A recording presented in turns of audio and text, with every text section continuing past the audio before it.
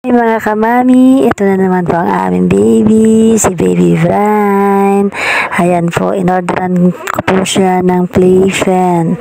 Binababa ko na po siya tuwing umaga. Sa edad niya pong 4 months and 6 days, nag-aaral na po siyang dumapa. Kasi lagi po siyang karga. Kung minsan nasa duyan po siya, minsan sa carrier po siya.